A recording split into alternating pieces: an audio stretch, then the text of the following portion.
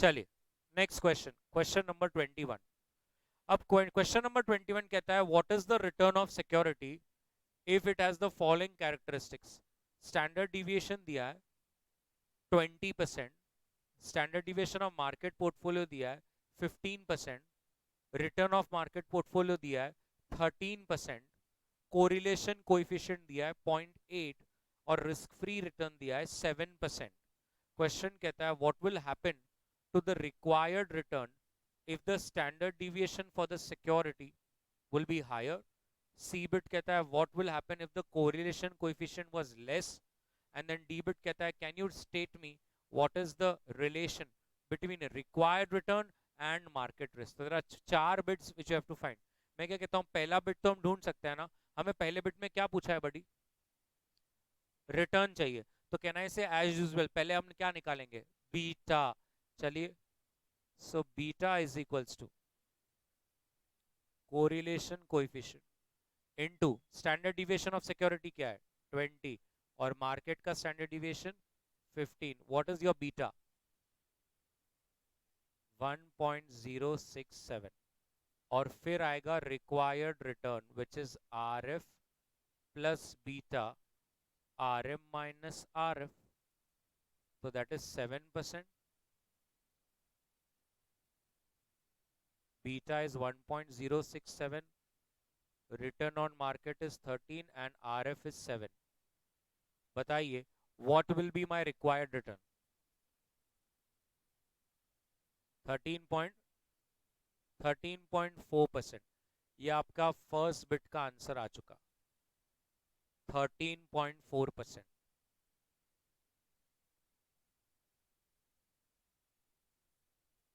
13.4%। Check कीजिए सबका आ रहा है क्या, यस और no, everybody. B bit, B bit कहता है रिक्वायर्ड रिटर्न का क्या होगा अगर standard deviation of stock higher है तो, टेल मी। अगर standard deviation of stock higher है तो रिक्वायर्ड रिटर्न का क्या होगा, it's a theory question, will go down, so the correct answer is will go up. क्यों, स्टैंडर्ड डिविएशन ऑफ सिक्योरिटी पूछा है ना, तो जरा बीटा के फॉर्मूला में देखो स्टैंडर्ड डिविएशन ऑफ सिक्योरिटी किधर आता है, न्यूमरेटर के डिनोमिनेटर, तो न्यूमरेटर जितना ज्यादा रहेगा बीटा उतना ज्यादा रहेगा, जितना ज्यादा बीटा रहेगा उतना ही ज्यादा रिक्वायर्ड रिटर्न रहेगा, yes or no. So can I say the relation between them is positive, direct, yes or no, लिखेंगे। if the standard deviation of security is higher, if the standard deviation of security is higher, comma, beta will be higher, beta will be higher, full stop, next line, and higher the beta, and higher the beta, higher will be the required return, higher the beta, higher will be the required return.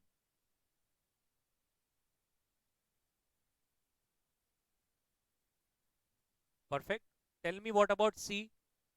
वो कहते हैं अगर correlation coefficient कम हो गया तो फिर क्या effect गिरेगा, वेरी गुड, अगर कोरिलेशन कोएफिशिएंट कम हो गया तो बीटा कम हो जाएगा और बीटा कम हो गया तो रिक्वायर्ड रिटर्न भी कम हो जाएगा, लिख लेंगे। So if the correlation coefficient is less, if the correlation coefficient is less,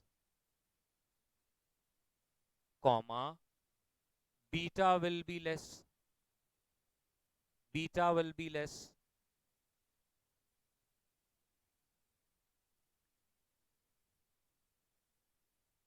and if beta is less, and if beta is less,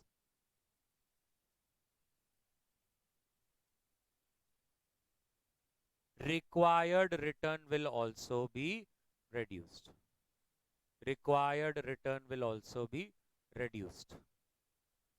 clear है, पक्का। डी बिट क्या कहता है, what is the functional relation between required return and market risk. Now what is market risk? Standard deviation of market. तो standard deviation और required return में क्या फर्क है? इनवर्स या डायरेक्ट? आप बताइए। हाँ, मार्केट का स्टैंडर्ड डिविएशन और स्टॉक के रिटर्न में कैसा रिश्ता है? Inverse is a correct answer. So market risk मतलब मार्केट का स्टैंडर्ड डिविएशन। बीटा के फॉर्मूला में वो न्यूमरेटर में कि डिनोमिनेटर में? अगर वो डिनोमिनेटर में तो वो जितना ज्यादा होगा बीटा उतना कम होगा, जितना कम होगा रिक्वायर्ड रिटर्न कम होगा। यस और नो? सो लिखेंगे there is an inverse relationship, there is an inverse relationship between required return for a security, required return for a security and market risk. There will always be an inverse relationship between required return for a security and market risk. बराबर है? Because higher the standard deviation of market, higher the standard deviation of market, lower will be the beta,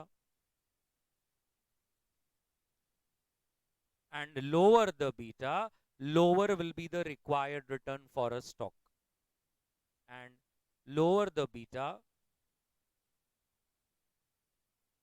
lower will be the required return for the stock. एकदम perfect. ये ऐसे questions भी exam में आते हैं। Clear?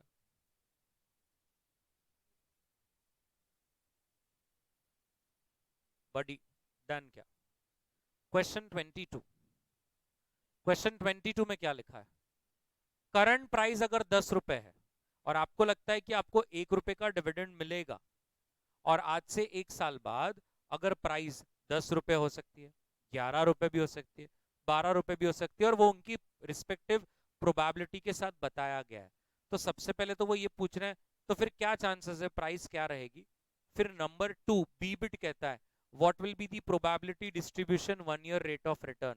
इतना बड़ा शब्द, इसका मतलब होता है एक्स बार। और फिर सी बिट होता है स्टैंडर्ड डिविएशन निकाल के दो। तो आपको बी बिट में एक्स बार निकालना है, सी बिट में स्टैंडर्ड डिविएशन निकालना है। मैं करके दूंगा। पहले तो ए बिट में उन्होंने पूछा है एक्सपेक्टेड प्राइस ऑफ शेयर, तो एक्सपेक्टेड प्राइस क्या रहेगा? कहना इसे 10.3 plus 11 into 0.4 plus 12 into 0.3, probability से मल्टीप्लाई। तो चलिए, expected price of a share 1 year later, expected price of a share 1 year later will be 10 into 0.3 plus 11 into 0.4 plus 12 into 0.3. So that comes to 11 बराबर everybody. अब B bit में उन्होंने क्या बोला है? आपको एक्स बार निकालना है, लेकिन आपने देखा आपके पास एक्स ही नहीं है, मतलब आपके पास रिटर्न ही नहीं है। तो रिटर्न कैसे करेंगे? रिटर्न कैसे करेंगे? ध्यान से देखिए, रिटर्न कैसे करोगे? सबसे पहले तो आपको एक्स निकालना पड़ेगा।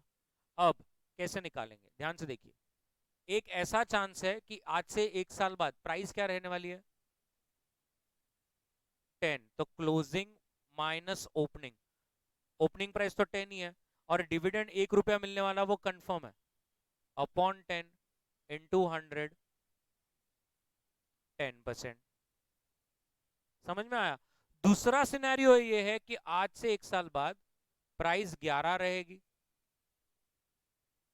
That comes to 20। तीसरा सिनेरियो है प्राइस आज से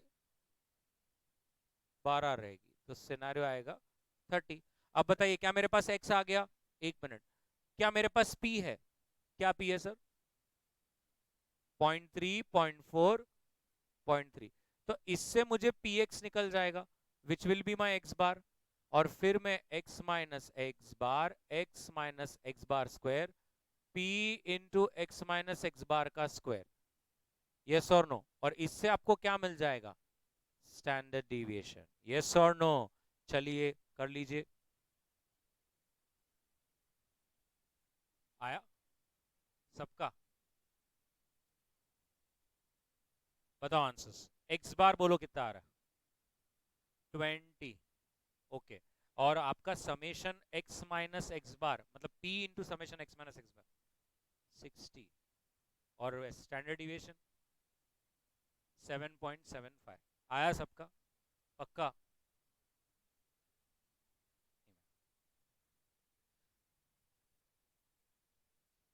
ओके 7.75, एक्स बार कितना बोला, 20 बोला था। चले question number 23। So question number 23 क्या कह रहा है, let's see. Suppose the required return on a portfolio with a beta of 1.2 is 18% and the risk free rate is 6%. तो क्वेश्चन आपको कर रहा है what is the required return, come on quickly give me required return. अभी कितनी बार solve कर लिया रिक्वायर्ड रिटर्न यार, and you know the formula R A plus beta into R M minus R F. Okay come on यार buddy, सबका आना चाहिए। कैलसी पे कितना टाइम लगता है यार, लिख के कर रहे, आओ ना जरा इधर बोर्ड पे देखो ना।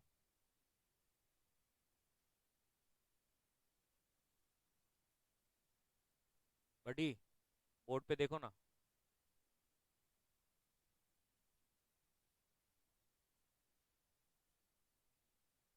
देख रहे क्या बडी, हुआ पोपट बडी, ये ऐसा होता है ओवर कॉन्फिडेंस। मैं इसलिए जानबूझ से बराबर सम स्पीड ब्रेकर डालता हूँ। This is the first question, चुपचाप इंस्टीट्यूट ने required return of the stock या पोर्टफोलियो ऊपर दे दिया, और ए बिट में पूछा है return on market portfolio. They are not asking you required return, they are asking you R M. वो आपको बोल रहे हैं आर एम दो, रिक्वायर्ड रिटर्न तो दे दिया था उन्होंने, आपको आर एम निकालना था। चलिए बताइए व्हाट इज आर एम।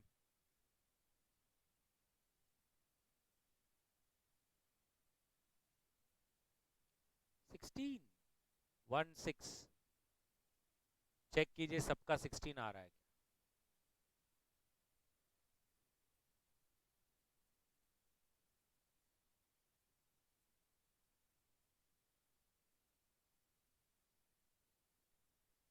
16, तो कर लीजिए ए बिट का अच्छी तरह से फॉर्मूला डालकर वैल्यूज पुट कर कर कि आर एम इज 16। हो गया सबका ए बिट, नाइस। अब बी बिट, बी बिट कहता है ऐसी सिक्योरिटी जिसका बीटा 0 है उसका रिटर्न क्या होगा।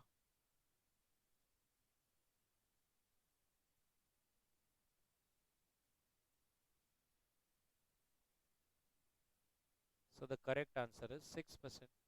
कैन आई से ऐसा चीज जिसका बीटा 0 हो वो रिस्क फ्री सिक्योरिटी है,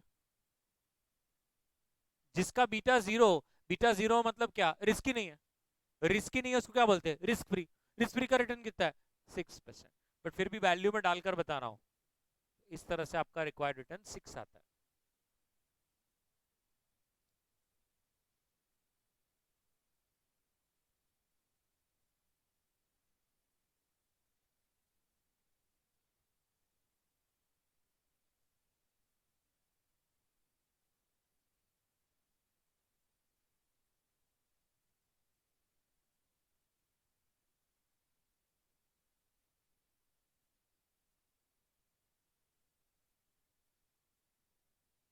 डन सबका, ओके। सी बिट, सपोज कि आपको 50 रुपए में एक स्टॉक मिल रहा है, डिविडेंड मिलेगा 2 रुपए, और आज से 1 साल बाद वो 53 में बिकेगा। The stock has been evaluated, but ये बीटा है, ये बीटा का साइन है। The stock has been evaluated at a -0.5 beta. तो क्या ये स्टॉक फेयरली प्राइस्ड है क्या हमने इसको हमारे पोर्टफोलियो में लेना चाहिए? जब भी हमें कोई ऐसा क्वेश्चन पूछता है तो इसका मतलब हमें क्या निकालना होता है? वेरी गुड, जेनसन अल्फा, क्योंकि हमें एक्स बार निकालना होता है और रिक्वायर्ड रिटर्न निकालना होता है। तो अब सबसे पहले मैं एक्स बार तो निकाल सकता हूं। एक्स बार कैसे निकलेगा? Closing minus opening plus dividend कितना है अपॉन इंटू 100। 10% आपका एक्स बार है, एग्रीड। और अब मेरे को क्या निकालना है? Required return. रिक्वायर्ड रिटर्न का फॉर्मूला है R F plus beta R M minus R F. R F is 6, इसका बीटा -0.5 है, यस और नो? -0.5। आर एम कितना आया था ए बिट में? 16 minus 6। Tell me, required return is it 1%? Yes और नो? रिक्वायर्ड रिटर्न इज 1%, मतलब जेनसन अल्फा इज 9 बस। 9 आया ना, 10 - 1।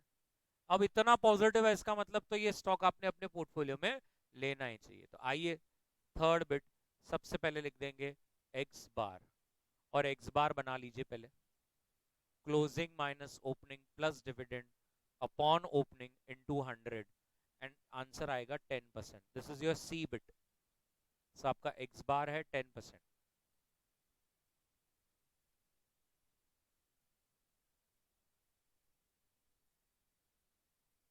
राइट? एक बार एक्स बार आ जाए तो उसके बाद आता है required return. What is required return? R F plus beta R M minus R F, और इसमें वैल्यूज अगर आप पुट करेंगे तो आपका रिक्वायर्ड रिटर्न 1 आएगा, यस और नो? तो next line, Jensen alpha is equals to X bar minus required return, that is 10 minus 1, that is 9. So as the Jensen alpha is positive, we should include it. As the Jensen alpha is positive, we should include it in our portfolio. We should include it in our portfolio. बरोबर? Next, D bit. A delta with a beta of 1.5 sells for 50. Now 1 year from now, it is expected to yield a dividend income of 6. आपको क्या लगता है आज से 1 साल बाद इसका क्या प्राइस होना चाहिए? ये मेरा पर्सनल फेवरेट है। मतलब ऐसा मैंने बहुत बार देखा है कि कितना भी स्मार्ट बच्चा हो ना, वो डी में कहीं ना कहीं अटकता है। मतलब अगर ऐसा हो कोई बच्चा जो अब तक सारे आंसर दे रहा हो, उसका सब भी राइट हो रहा हो, अच्छा भी किया हो, लेकिन ये डी में उसको अटक जाता है। वो थोड़ा सा अगर आप करना चाहें खुद से ट्राई, छोटा सा क्वेश्चन है, अच्छा क्वेश्चन है, 2 लाइनर है, लेकिन ऐसा लेके चला जाता है वो। सो डेल्टा स्टॉक है जिसका बीटा 1.5 है, आज 50 रुपए में मिल रहा है। 1 साल बाद अगर डिविडेंड इनकम 6 है तो उसकी कितनी प्राइस आप एक्सपेक्ट करेंगे 1 साल बाद? कि भाई इतना तो रहना ही चाहिए ऐसा। सो पहली बात तो क्या हम रिक्वायर्ड रिटर्न निकाल सकते हैं? क्या आपको इससे कितना रिटर्न चाहिए? आर एफ कितना है? 6। बीटा कितना है? 1.5। आर एम कितना है? R M 16 minus 6। तो बताइए रिटर्न कितना? 21% की आपकी आशा है कि मेरे को इससे 21% तो मिलना चाहिए। तो आज अगर मैं इस शेयर में 50 रुपए लगाता हूं तो मेरी रिटर्न की आशा 50 रुपए का 21%, मतलब कितनी आशा हो जाएगी? 10.5। अब आप शेयर से जब आशा लगाते हो रिटर्न की, तो वो रिटर्न आता है 2 फॉर्म में, एक डिविडेंड के फॉर्म में और एक कैपिटल गेन के फॉर्म में। अब क्वेश्चन क्लियर कह रहा है कि डिविडेंड के फॉर्म में तो वो आपको 6 रुपए देगा। अगर वो डिविडेंड के फॉर्म में 6 देगा, मतलब कैपिटल गेन्स के फॉर्म में वो मुझे 4.5 देगा, इसका मतलब आज से 1 साल बाद उसकी क्या प्राइस होगी? 50 प्लस 4.5, 54.5। समझा? ऐसा छोटा सा था वो। तो चलिए पहले कर लेंगे। सबसे पहले लिख दीजिए रिक्वायर्ड रिटर्न। रिक्वायर्ड रिटर्न, और सबसे पहले रिक्वायर्ड रिटर्न निकाल लीजिए कि आपको कितना रिटर्न की अपेक्षा है, that is 21%।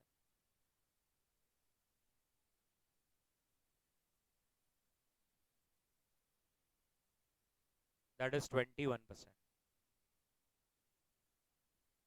R F plus beta into R M minus R F आ गया।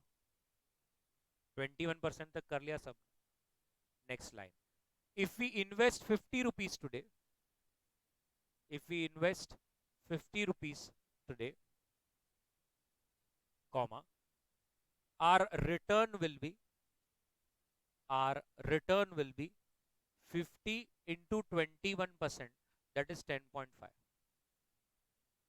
50 into 21%, that is 10.5, right? अच्छी तरह से बराबर बता रहा हूं मैं। Next line, return from shares comes in two forms. Return from shares comes in two forms.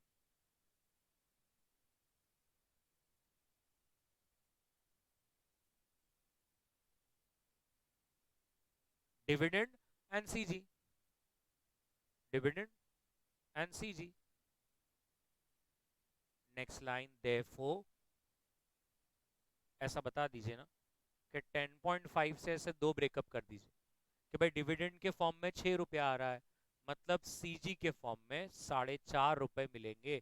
4.5 को ऐसा सर्कल करके बैल्फिक बता दीजिए, balancing figure.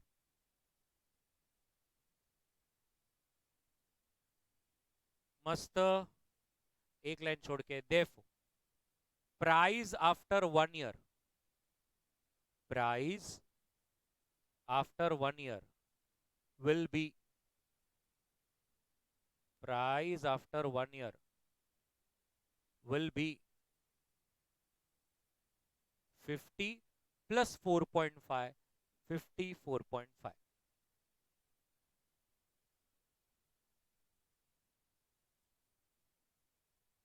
Sorted. Question number 24। Question number 24 कहता है कि अगर आर एम 16 है और आर एफ 4 है, और आपको बताना है कि क्या ये सब स्टॉक्स फेयरली प्राइस्ड हैं या नहीं, इनकी अल्फा क्या है, और उन्होंने आपको हर एक स्टॉक का बीटा और हर एक स्टॉक का कितना आपका रिटर्न आने वाला है वो देके रखा है। तो अभी अगर आप यहां पर देखेंगे क्वेश्चन नंबर 24, कितने स्टॉक्स है आपके पास, 1 2 3, कहना इससे बड़ी एक्स बार उन्होंने आपको दे रखा है। तो जैसे पहले स्टॉक का रिटर्न कितना है, 18.5, सेकंड का, थर्ड का, फिर अब रिक्वायर्ड रिटर्न निकालना है तो हम निकाल सकते हैं ना, R F plus beta R M minus R F. 2 minute देख लीजिए फिर लिखिए। तो आर एफ कितना है, 4, और इसका beta 1.25, R M 16, R F, so what is your required return, 19। Ma'am इसका बीटा क्या है, ये कितना आ रहा है, ठीक है मत बताइए। इसका बीटा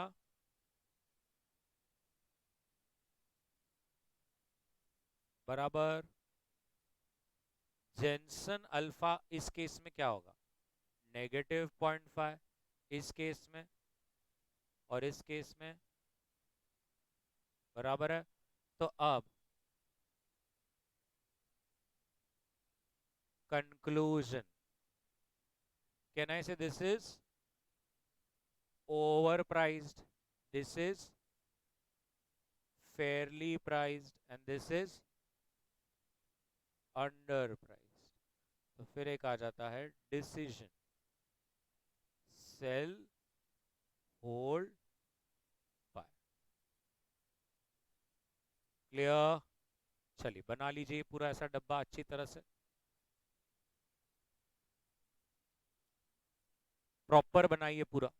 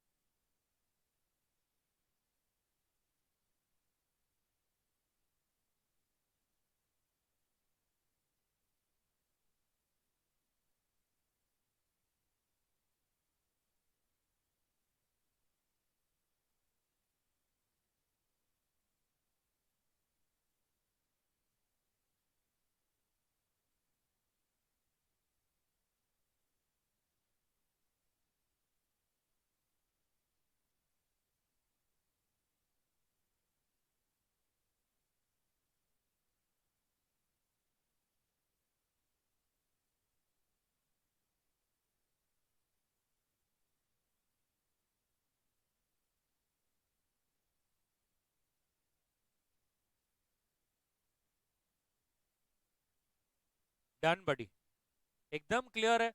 ऐसा कहीं लग रहा है ऐसा कि कुछ नहीं, मतलब सारे फॉर्मूलाज वगैरह सेट है, ऐसा कुछ ऐसा कि बहुत फॉर्मूलाज मैंने आप पे डाल दिए, ऐसा नहीं? ठीक है, डालता हूँ, रुको। क्वेश्चन नंबर 25 पर आइए। अच्छा क्वेश्चन है, मेरा पर्सनल फेवरेट है। क्या है क्वेश्चन, देखिए। अब उन्होंने क्या किया, सिक्योरिटी ए और बी का आपको बीटा दिया। मैं जानबूझ से दोनों पेज आपको स्क्रीन पे बता रहा हूँ। तो ए और बी का बीटा दिया, हाँ, और उधर आपको ए का रिटर्न नहीं दिया। ये वो नॉट एप्लीकेबल का मतलब है ही नहीं, ऐसा नहीं है, the data is not given, we have all experts with us. और बाजू में है securities risk premium. Now I already informed you what is securities risk premium. What is securities risk premium? Beta into R M minus R F. सिर्फ R M minus R F रहेगा तो उसको क्या बोलते हैं? Market risk premium. R M minus R F बोला तो market risk premium, beta into R M minus R F बोला तो उसको सिक्योरिटीज रिस्क प्रीमियम बोलते, बरोबर है? उसमें ए का दिया, बी का नहीं दिया, ठीक है। फिर नीचे अगले पेज पे बोल दिया, यही इंफॉर्मेशन को लेकर फिर से आपको बताना है कि मेरे ये 5 स्टॉक जो है ये ओवर प्राइज्ड है कि अंडर प्राइज्ड है। अब थोड़ा सुनिए, आपको ये समझ गया ना, करना ये 5 स्टॉक का है, सबका बीटा भी दिया है, सबका एक्सपेक्टेड रिटर्न मतलब क्या, एक्स बार भी दिया है, मतलब आप भी समझ गए होंगे डिट्टो ये डब्बा बनाने का है फिर से। एक्स बार, रिक्वायर्ड, जेनसन, कंक्लूजन, डिसीजन, यही डब्बा बनाने का है। लेकिन आप बताइए क्या चीजें मिसिंग है इसमें कि हम ये डब्बा नहीं बना पा रहे हैं? वेरी गुड, आर एफ और आर एम, ये है ही नहीं। अब ये है ही नहीं तो रिक्वायर्ड रिटर्न कैसे निकालोगे? उसके बिना संभव ही नहीं होगा। आपको सिर्फ आर एफ चाहिए। एक बार आर एफ मिल गया, सब स्टॉक का बीटा तो है ही आपके पास। सर समझ रहा है, प्रॉमिस? तो अभी कैसा करने का, क्या लगता है आपको कैसा करेगा? तो कहना है से ऊपर आप देखेंगे, मैं 2 मिनट सिक्योरिटी बी की तरफ चल रहा हूं, सिक्योरिटी बी की तरफ, यस और नो। सिक्योरिटी बी का रिक्वायर्ड रिटर्न का फॉर्मूला क्या होगा? R F plus beta R M minus R F, सही है। और सिक्योरिटी बी का रिटर्न कितना है? 20। आर एफ मालूम नहीं है, but beta into R M minus R F, security B का है क्या अपने पास? नहीं, तो अपन यहां हैंग हो जाएंगे। 2 मिनट रुक जाते हैं। अब मैं जाता हूं नीचे सिक्योरिटी ए के पास, और सिक्योरिटी ए में भी यही फॉर्मूला लिखता हूं, R F plus beta R M minus R F, बराबर है एवरीबडी। अब बताइए, उससे कोई डिटेल निकलती है क्या? हाँ, इससे कुछ तो निकल सकता है कि नहीं निकल सकता? क्या निकल सकता? कैन आई से सिक्योरिटी ए में ऐसा लिखूं तो चल जाएगा आपको, securities risk premium is equals to, yes और no, securities risk premium is equals to beta into R M minus R F, ये सही है क्या? तो अगर मैं इसमें इसकी वैल्यूज पुट करूं, ए में, ए का सिक्योरिटीज रिस्क प्रीमियम कितना है? 4, उसका बीटा कितना है? 0.5। R M minus R F नहीं है, एक मिनट, वही तो चाहिए था। Therefore R M minus R F is equals to 8%। एक मिनट, coming back to B, coming back to B, security B का बीटा है अपने पास कितना? 1.8। और सबको मालूम है कि R M minus R F पूरी दुनिया के लिए सेम ही रहता है।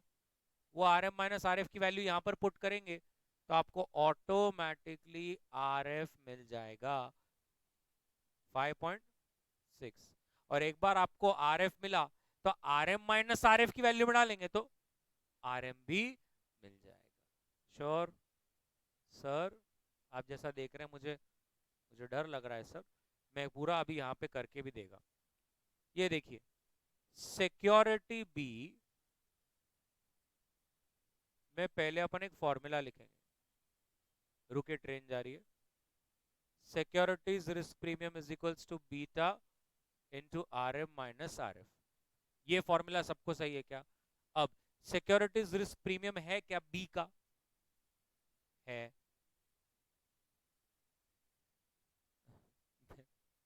ए का है 4, बीटा है कितना, लेकिन R M minus R F नहीं है ना, तो R M minus R F निकाल सकते हैं 8%। अब R M minus R F ये जो होता है ये दुनिया के लिए सरीका सेम ही होता है, सबके लिए सेम होता है, कोई भी स्टॉक लीजिए सबके लिए सेम, यस और नो। तो अब security B required return is equals to R F plus beta R M minus R F. मैं कह रहा हूं इसकी वैल्यू यहां लेंगे तो ये 8 हो जाएगा, और इसका बीटा है ना अपने पास कितना मैम, अच्छा आर एफ तो नहीं है, रिटर्न है, therefore RF is equals to 5.6। अब अगर आपके पास R M minus R F भी है और आपके पास आर एफ भी है,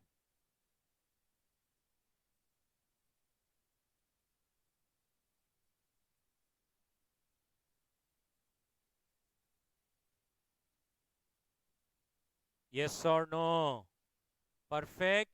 और एक बार आपके पास R M minus R F आ गया तो क्या आप वो ये वाला डब्बा आप बना सकते हो फिर से पूरा, चलिए बट पहले ये बना लीजिए।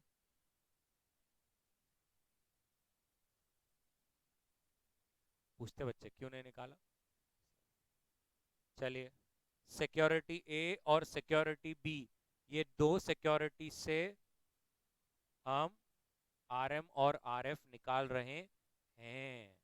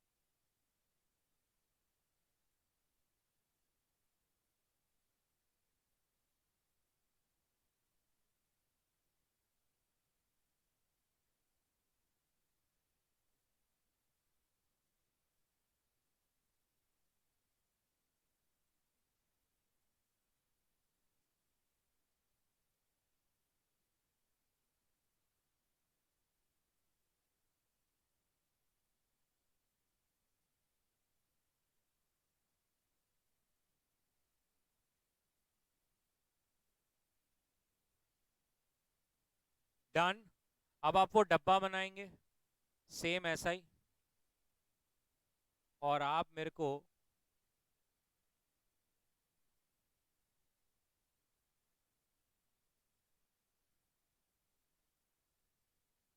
सबका जेंसन अल्फा निकाल के दीजिए।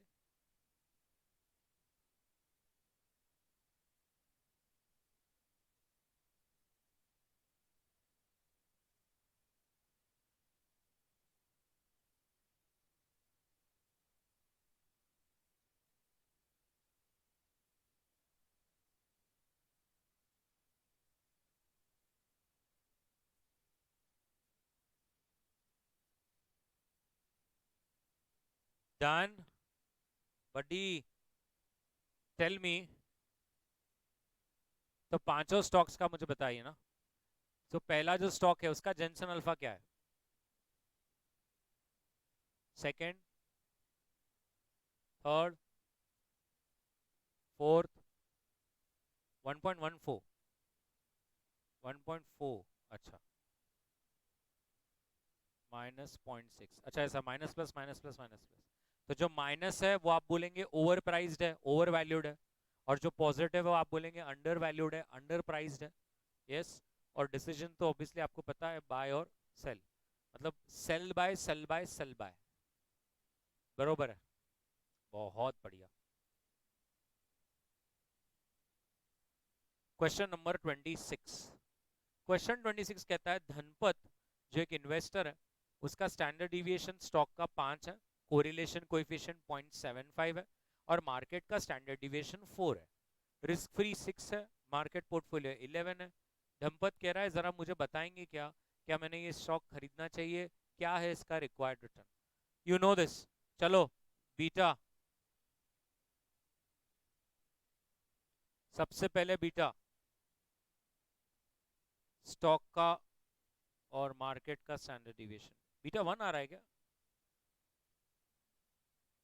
Sorry sorry sorry, 0.9375। Required return R F plus beta, R M किधर है, R M R M R M, 11 minus 6। What is your required return?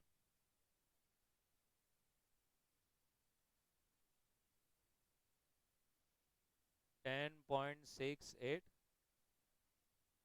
10.6875।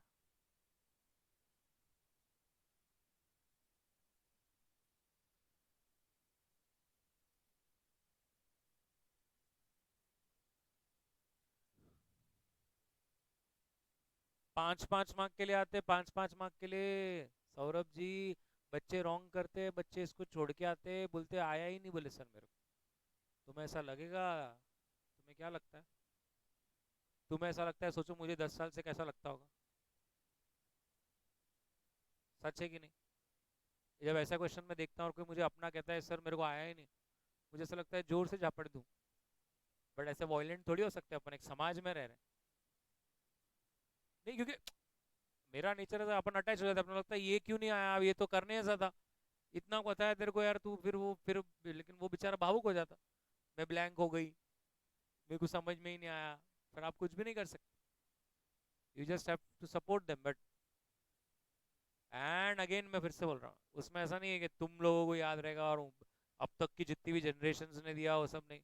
एक टाइम आता है जब, अभी आपको मैं, अभी mutual fund was so easy and you did इतना, ट्रस्ट मी। अभी आपको प्रिपरेशन का टाइम ना दूं मैं, और अभी आपको मैं 3 क्वेश्चन उठा के पूछ लूं, हैंग ही हो जाएंगे तुम वहां पे। और तुम्हें भी खुद को पता है कि हाँ मुझे भी मालूम है 4-5 ऐसे क्वेश्चंस है। तो it needs practice, and what happens is SFM is second number पे। तो पहले एफआर हो चुका है, 5 बज चुके हैं, अपने पास 1.5 ही दिन बचा है एसएफएम के लिए। तो आपको कंप्रेस करना है। कंप्रेस का मतलब क्या? 1.5 दिन में सब प्रॉपर रिवाइज होना चाहिए। भूल गया कुछ, देख देख बिना देखे चला गया और फिर कुछ आ गया, दिल में एक बार घंटी बज गई कि अपना बजेगा तो बचता ही है।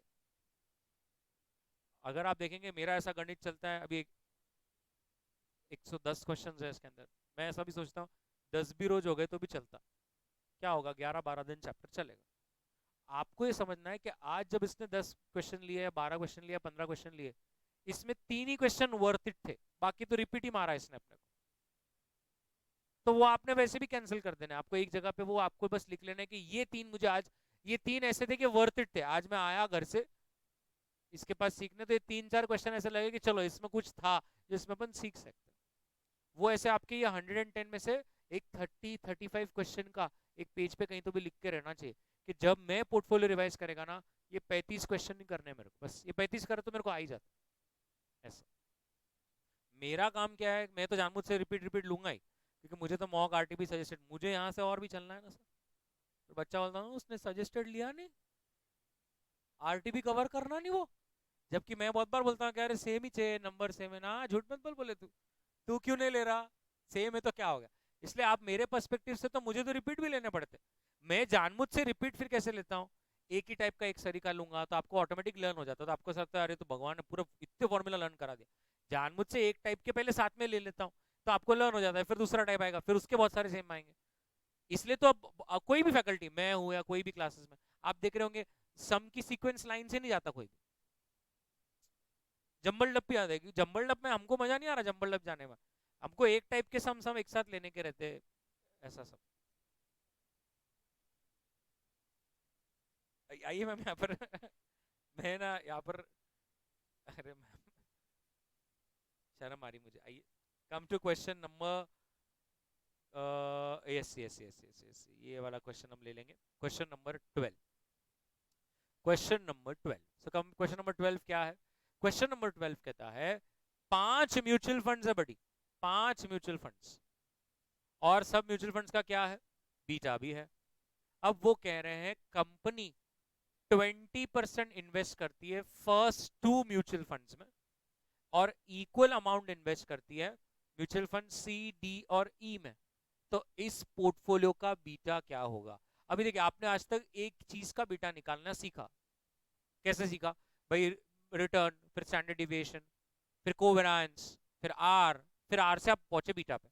अब तो बीटा आ ही गया है, अब तो आपको 4-5 चीजों का बीटा दिया हुआ है। अब वो आपको क्या पूछ रहे हैं? Portfolio beta. बीटा नहीं पूछ रहे हो, आपको क्या पूछ रहे हैं? Portfolio beta. तो पहली बात याद रखना, पोर्टफोलियो बीटा हमेशा वेटेड एवरेज रहता है। ठीक है?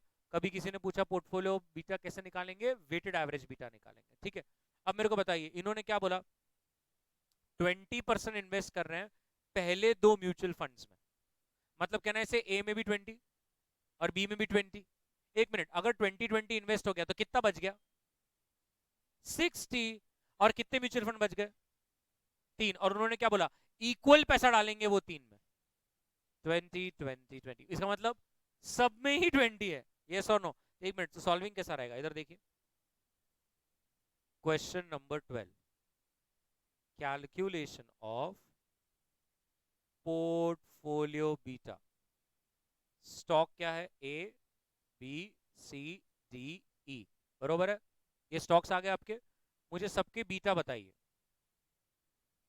1.6, 1, 1.9, 0.9, 2, 0.6, 0.6। और अब हमें क्या चाहिए? वेट। कहना इसे वेट क्या रहेगा? 0.2, 0.2, 0.2, 0.2, 0.2। तो अब हमें चाहिए वेट इनटू बीटा, ये आएगा आपका पोर्टफोलियो बीटा।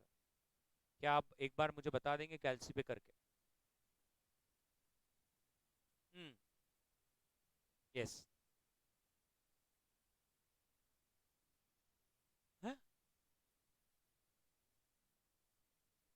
1.2, 1.22, सबका आया 1.22।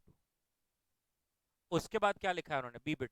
अगर कंपनी सी में 15% इन्वेस्ट करती है, ए में 15% इन्वेस्ट करती है, ई में 10% इन्वेस्ट करती है, और जितना भी बैलेंस बच गया ना, वो इक्वल अमाउंट डाल देंगे बाकी के 2 म्यूचुअल फंड्स में, तो बताइए फिर अब बीटा क्या होगा? फुल टाइम पास करना है इनको, चुप वेट्स बदल रहे हैं ये। अब बताइए क्या वेट्स, कौन से 2 म्यूचुअल फंड बच गए? सी का हो गया, ए का हो गया और ई का हो गया, तो बी और डी बचे। एक मिनट, और पैसे कितने बचे?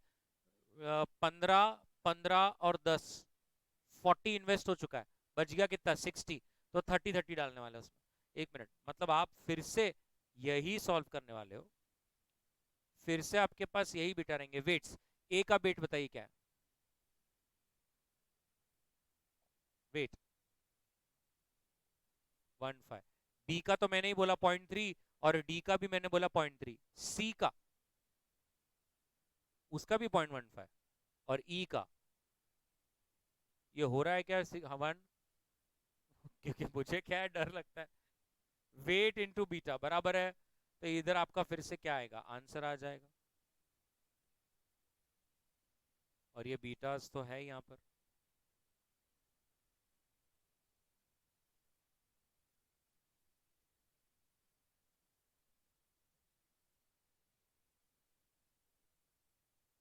बताइए।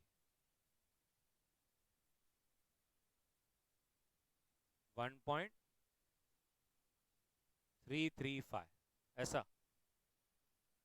अब सीबिट कहता है कि अगर मार्केट 12% से उछलता, तो बताइए आपके पोर्टफोलियोज क्या ही रिटर्न दे देते अबव 2 सिचुएशंस में? अब मुझे बताइए, अबव 2 सिचुएशंस में I already have my beta, yes और नो? सो अगर मार्केट 12% से ऊपर जाएगा, बताइए ए सिनेरियो में मैं कितने परसेंट से, मेरा पोर्टफोलियो कितने परसेंट से ऊपर जाएगा? Yes, 12% into 1.22. So if market goes up by 12%, our portfolio will increase by, in the A bit, it will be 1.22 into 12%, that is, and in the B bit scenario, the portfolio will 0. Perfect. चलिए बना लीजिए. सबसे पहले 2 bits बना लीजिए.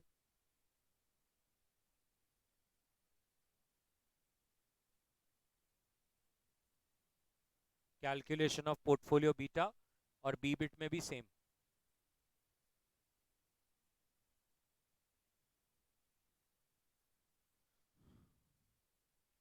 Done.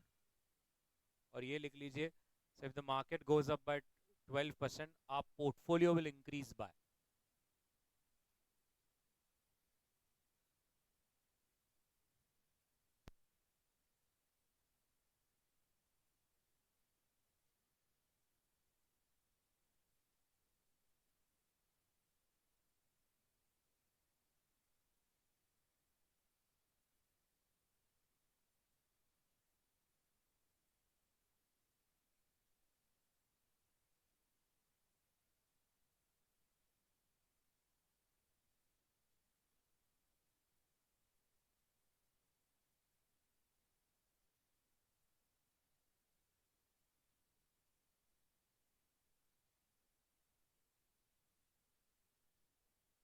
Okay?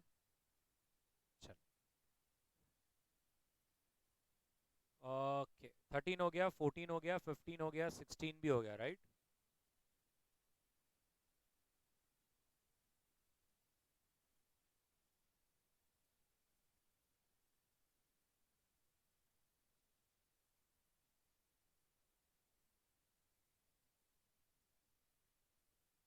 चलो. Question 13, last question. Question 13 is a killer question, one of my favourites. बहुत मुश्किल से मुझे मिला, और बहुत पुरानी आरटीबी में छुपा हुआ था, कभी आया नहीं, बट अगर मुझे कंफर्म आया, सुनामी सबको लेके जाएगा. Question number 33, star mark. आप इसको छोड़ के जाएंगे ही नहीं. ये क्वेश्चन एक ही इकलौता क्वेश्चन है जिसमें एक्सपोज्ड भी है और एक्स एंटी भी है, दोनों है sir. Yes. So let us see क्या कहता है, हम लोग अच्छी तरह से पूरा समझते हैं, करते हैं. X company invested on 1 April in certain shares. M में आपने 1000 रुपए, 1000 शेयर्स लिए, और 100 रुपये फेस वैल्यू है, और 500 शेयर्स लिए 10 रुपये फेस वैल्यू, और कॉस्ट भी दे के रखा है. अब इन सितंबर 10% dividend was paid by M, and in October 30% dividend was paid by N Limited. On 31st of March, market quotations बताते हैं कि जो वैल्यू ऑफ पोर्टफोलियो है वो 220 एंड 290 है. Next, on 1st of April, investment advisors indicate that the dividend from M and N for the year ended 31st March 2014 will be 20% and 35%, and the probability of that market quotations is also given. सबसे पहले question कहता है, तुम मुझे 31 March 2013 का average return portfolio का दीजिए. Number 2, मुझे एक्सपेक्टेड एवरेज रिटर्न चाहिए for the year 13-14, and then you have to also advise with respect to the risk by calculating the standard deviation in each of the case. So a minute to you if you want to.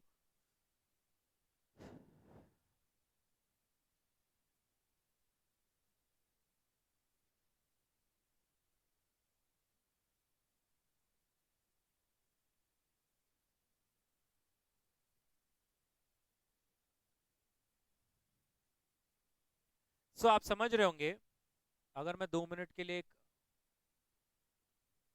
ऐसा number line बनाऊं, timeline बनाऊं, ये देखिए, 1 अप्रैल investment हुआ था 2012 में, है ना? 1 अप्रैल 2012 में इन्वेस्टमेंट हुआ था. साल खत्म हुआ है 31 मार्च 2013, और फिर यहां से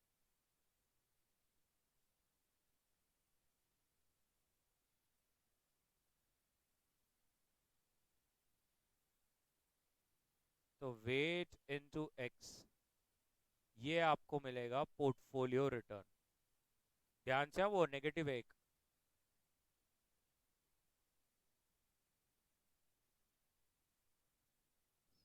7.565 बरोबर। समझा क्या सबको पोर्टफोलियो रिटर्न? पोर्टफोलियो रिटर्न का फॉर्मूला क्या है?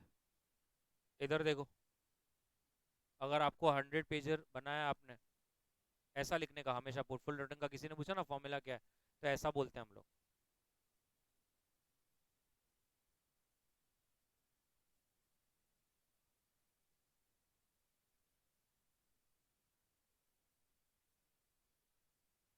This is the formula of portfolio return. मतलब क्या?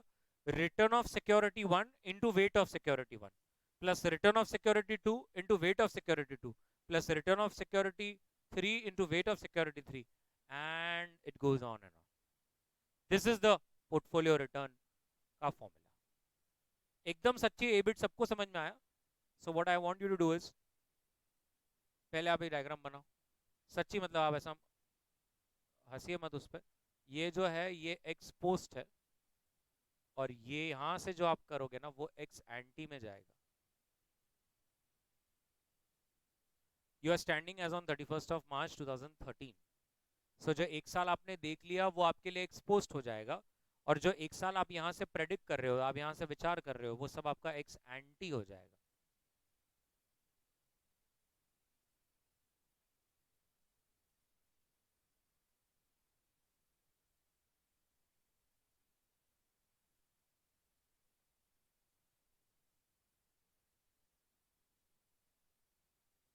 थर्टी फर्स्ट मार्च 2013 के हिसाब से ली ना।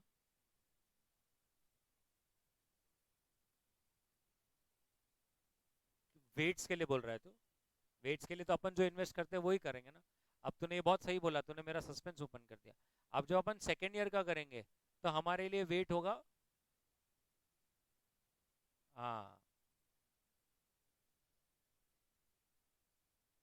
तो हाँ, जहां पर इन्वेस्ट किया है उसके हिसाब से जाएंगे ना।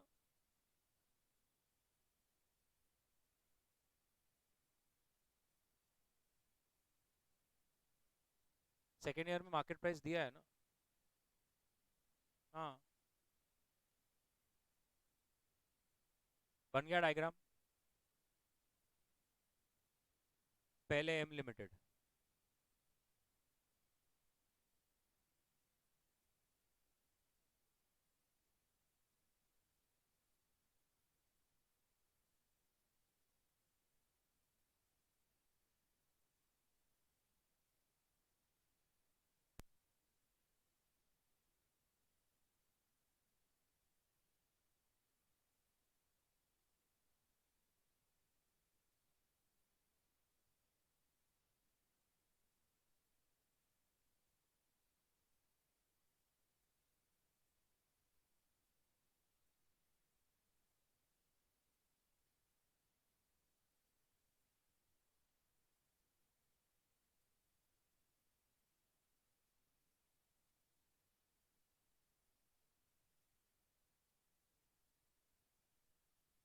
अभी N limited.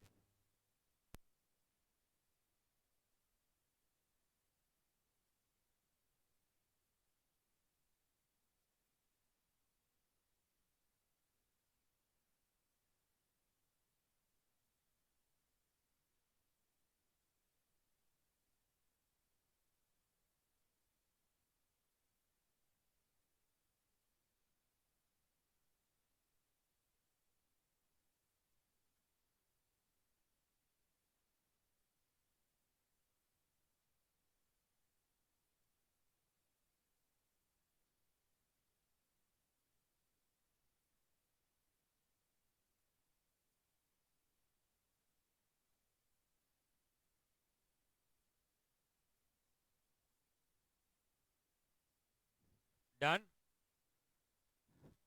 M limited N limited का बना लिया। अब नीचे हेडिंग डाल देंगे, calculation of portfolio return for the year ended 31st March 2013.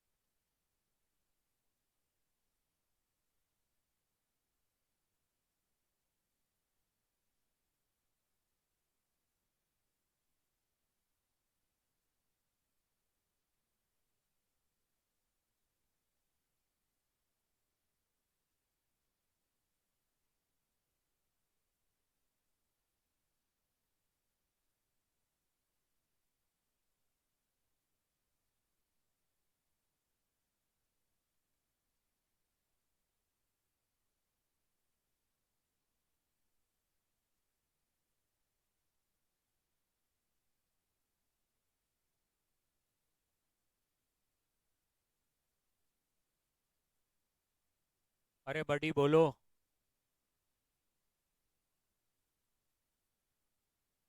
Now अब हमें क्या कैलकुलेट करना है? हमें कैलकुलेट करना है आगे वाले ईयर का। यस और नो? तो कैलकुलेशन ऑफ रिटर्न, अब देखो ध्यान से मैं कैसे करता हूं। अब एम लिमिटेड का पहले फिर से, अब थोड़ा सोचिए। एम लिमिटेड के लिए ओपनिंग प्राइस क्या हो जाएगी? जो ये वाले साल के लिए क्या थी क्लोजिंग, वो हमारे लिए क्या बन जाएगी? ओपनिंग, विच विल बी 220, बरोबर। और इस बार डिविडेंड क्या मिलने वाला है एम लिमिटेड में? इस बार 20% मिलने वाला है। फेस वैल्यू 100 है, तो 100 का 20%, 20। और मार्केट वैल्यू जो एंड में चलेगी, उन्हें खुद नहीं पता, क्योंकि वो खुद कह रहे हैं क्या प्रोबेबिलिटी से है। तो पहला क्या है इनटू क्या प्रोबेबिलिटी, प्लस प्लस, यस और नो, 253। तो आपको ओपनिंग मिल गया, डिविडेंड मिल गया, और मार्केट वैल्यू एक्सपेक्टेड भी मिल गया considering the probability. Can I say अब हम रिटर्न निकाल सकते हैं? 253 minus 220 plus 20 upon 220 into 100। Perfect, that's M limited for you. N limited, बढ़िया। अब एन लिमिटेड के लिए ओपनिंग प्राइस क्या हो जाएगी? 290। और इस बार इसका डिविडेंड क्या आने वाला है? 33.5। और इसका एंड मार्केट वैल्यू क्या होगा? 290 इंटू, हाँ हाँ, 312। देयरफॉर इसका रिटर्न क्या होता है?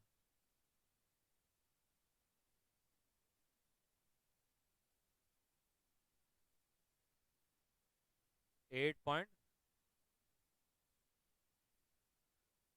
अब जब मेरे को एम और एन का आ गया है, तो अब मैं निकाल सकता है क्या पोर्टफोलियो रिटर्न? अब ध्यान से देखना, कुछ हो जाएगा। स्टॉक का नाम क्या है? M N N. रिटर्न आपके पास है 24.1 एंड 8.79। अब इधर देखो मैं क्या कर रहा हूं। अब इधर देखो, अब इन्वेस्टमेंट वैल्यूज क्या लूंगा मैं? मैंने एम के कितने शेयर्स लिए थे? ये देखो मैं क्या कर रहा हूं।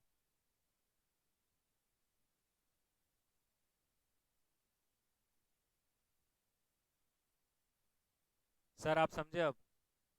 अब जब मैं ये ईयर के लिए कैलकुलेट कर रहा हूं, तो मेरे जो वेट्स रहेंगे वो मेरे ये ईयर के ओपनिंग वैल्यूज के हिसाब से रहेंगे। और यहां पे मैंने कितने शेयर्स लिए थे? 500 into which comes to total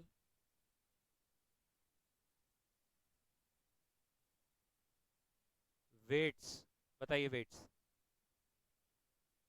0.603 and 397. So weight into return, and you can give me the portfolio return now.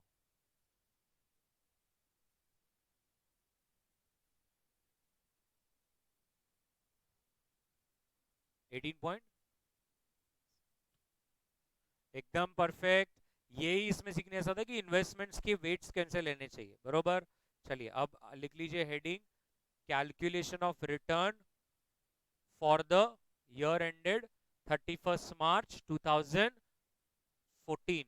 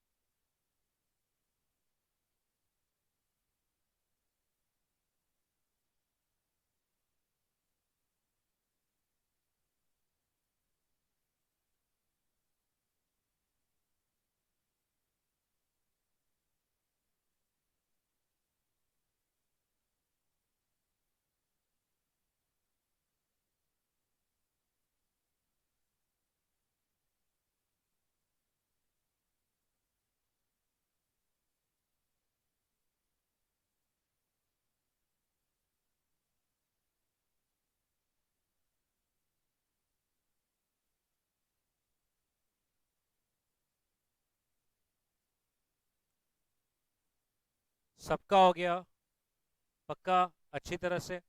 अब अभी भी क्वेश्चन खत्म तो नहीं हुआ। क्वेश्चन ने आपको क्या बोला है? क्वेश्चन ने बोला उसको स्टैंडर्ड डिविएशन भी चाहिए। Calculation of standard deviation, yes और नो। अब आपको स्टैंडर्ड डिविएशन दोनों का निकालना है, एम लिमिटेड का भी और एन का भी। तो मैं एक बताता हूं कैसे करेंगे।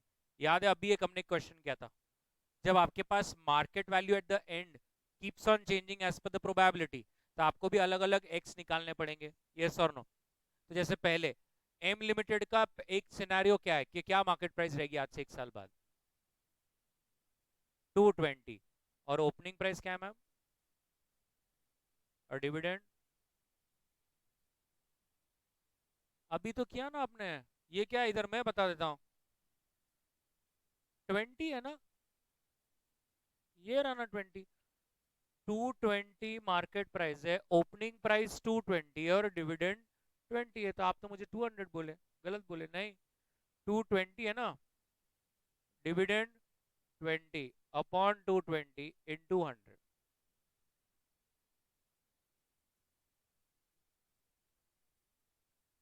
बताइए कितना है ये? 9.09। दूसरा सिनेरियो क्या हो सकता है? मार्केट प्राइस 250 हो सकता है। हाँ, ऐसे केस में क्या होगी प्राइस? रिटर्न 22.72। और एक सिनेरियो क्या है? 280। ऐसे सिनेरियो में क्या होगा रिटर्न? 30 बराबर। ये आपके एक्स आ गए, रिटर्न्स आ गए, अलग अलग सिनेरियो। पी बोलो।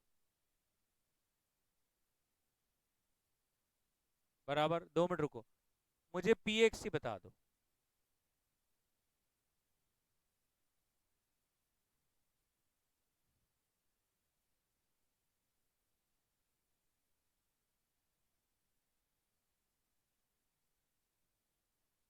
ऐसा बराबर यही आएगा ना, ये देखो।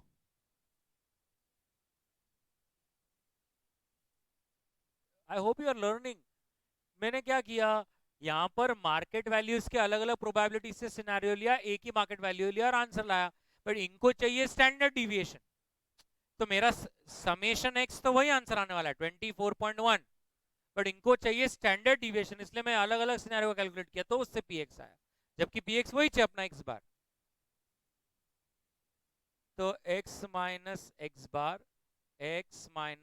बार square P into X minus x bar का स्क्वायर। तो आपका यहाँ पर वैल्यू आ जाएगा, वो वैल्यू आपको क्या देगा? किसका? एम लिमिटेड का, यस और नो। और सेम टू सेम ऐसा ही आपको एन लिमिटेड का भी करना है, वो भी करके देता हूं। पहले ये एम लिमिटेड का बना लो, चलो।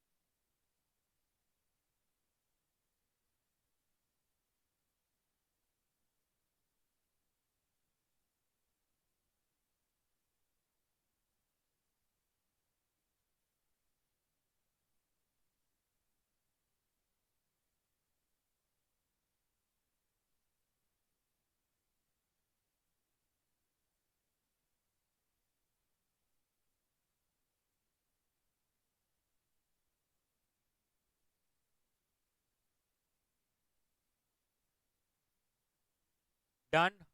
एम लिमिटेड का आंसर क्या आ रहा है? मुझे पहले summation of P X minus x bar का स्क्वायर बताओ ना।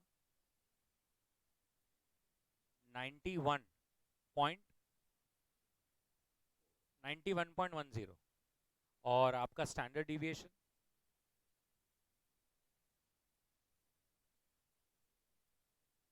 9.54। चलिए ऐसे ही आपको एन लिमिटेड का करना है। क्या प्राइस थी पहली और ओपनिंग डिविडेंड?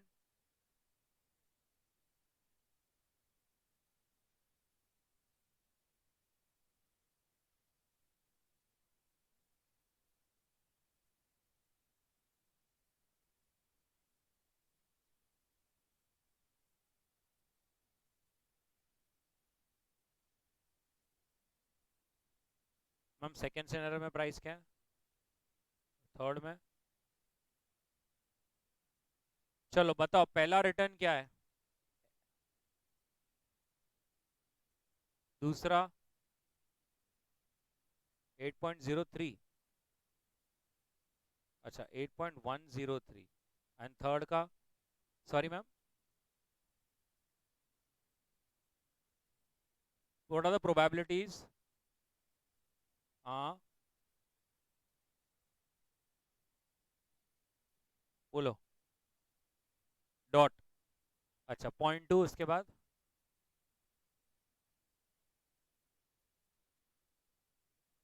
मेरे को एक बार पी एक्स बता देना।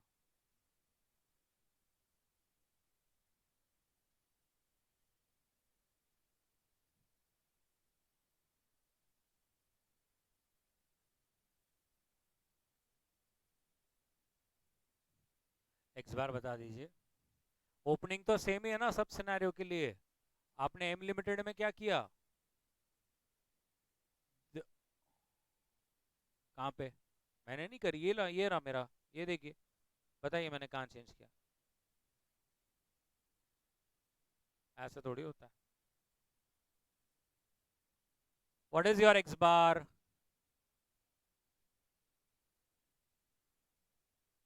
चलिए x minus x bar square p into X minus x bar square.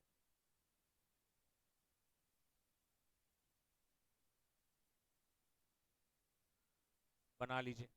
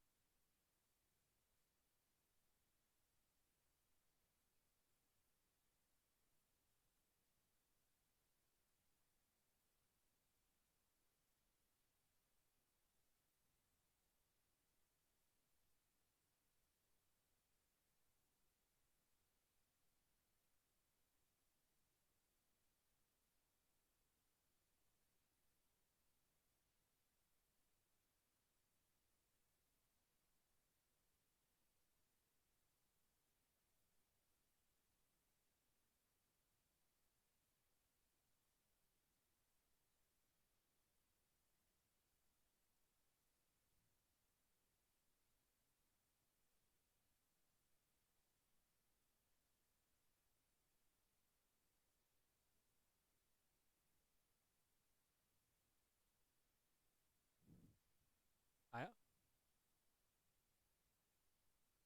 बताइए कितना आ रहा है? हाँ direct standard deviation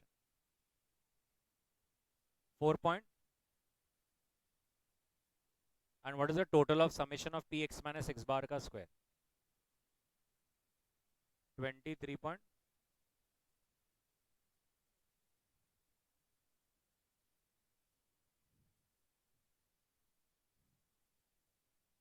answers note down कर लीजिए, चेक कर लीजिए एक बार। टोटल 23.307 है और स्टैंडर्ड डिविएशन 4.827 है। यस और नो?